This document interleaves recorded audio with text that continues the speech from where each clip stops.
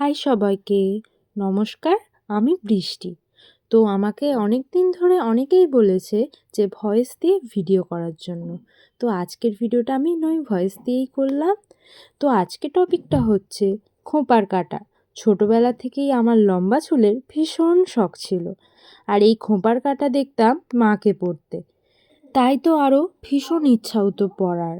তাই অনেক দিন সমস্ত কাজ সেরে বসেই পড়লাম এমন খোঁপার কাটা বানাতে। তো আজকে একটু অন্যরকম খোঁপার কাটা বানানোর চেষ্টা করলাম আমার পছন্দের রং, তুলি আর প্যালেট নিয়ে।